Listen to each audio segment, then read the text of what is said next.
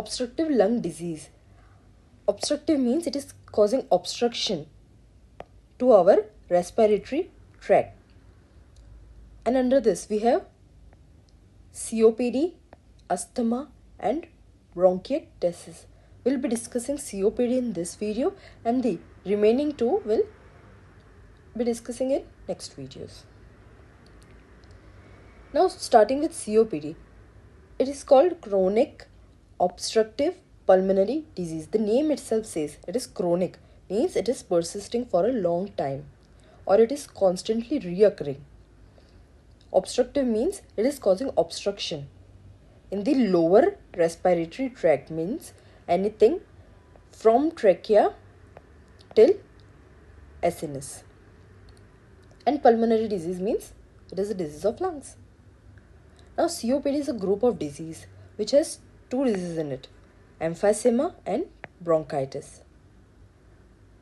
And it is associated with smoking. Both of them are associated with smoking.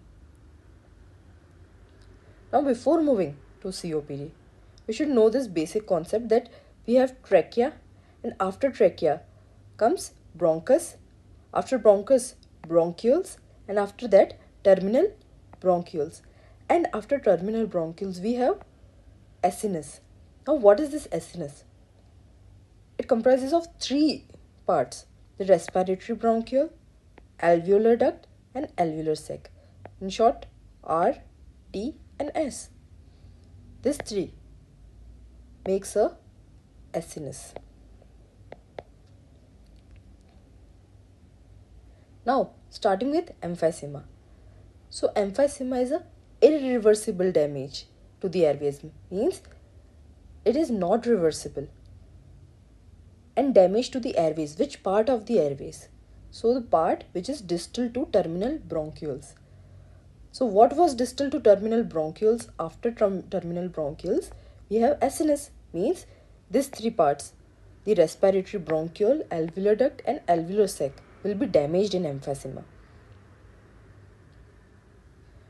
And in our normal lungs, we have two enzymes, elastase and anti-elastase. Anti-elastase is also known as alpha-1 antitrypsin. This elastase is responsible for breaking the elastic tissues, whereas this anti-elastase will prevent that breakage. And in normal lungs, these two are present in equal amount. But if someone is having smoking issues, someone is having habit of smoking, then this elastase level will increase in that person. And because of that, the breakage of elastic tissues will increase. And if the breakage of elastic tissue increase, then this sinus will be loosened. And whatever comes in, means O2 comes in, CO2 is not able to go out. But if someone is a non-smoker, still he can have this emphysema. How so? By this alpha-1 antitrypsin deficiency. This anti-elastase or say alpha-1 antitrypsin is present on chromosome 14. This gene is present on chromosome number 14. And if someone is having a normal alpha-1 antitrypsin amount, then the genotype will be PIMM. But if someone is a carrier, the genotype will be PIMZ. Or if someone has disease now, then the genotype will be PIZZ. And it is a autosomal recessive disorder. This is a autosomal recessive disease. Now, types of emphysema. There are 4 types: centroacinar emphysema, panacinar emphysema, distal acinar emphysema, and irregular emphysema.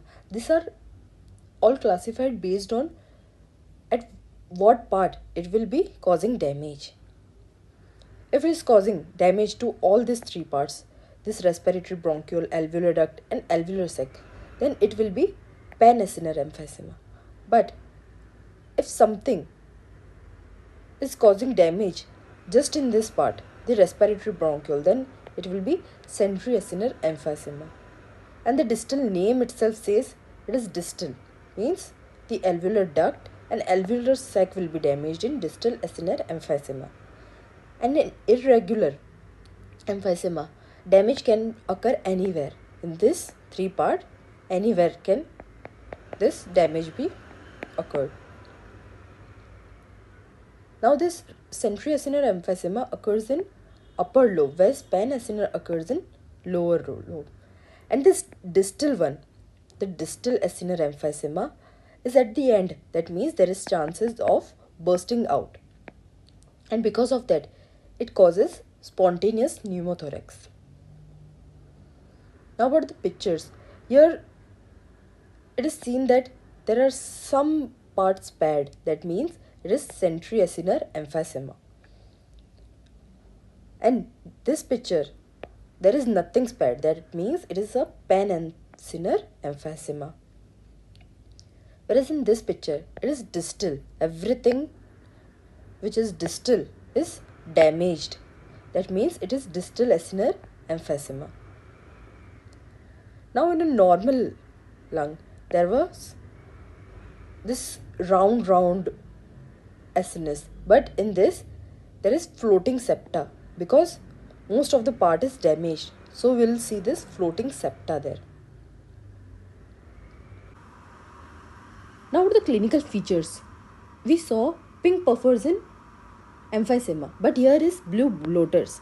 Blue bloaters because there is too much of mucus secretion, and because of that O2 is not able to enter and CO2 is not able to leave, and because of this there is decrease in oxygen saturation leading to hypoxia. And when there is hypoxia, there is vasodilation in all blood vessels. This we know, except pulmonary vessel. Pulmonary vessel show vasoconstriction, means there will be pulmonary hypertension. There will be pulmonary hypertension causing right-sided heart failure. And because of that, the patient will have cor pulmonale. And this is an important feature of chronic bronchitis because in emphysema it is a complication. Thanks for watching. Don't forget to like and subscribe and share with your friends.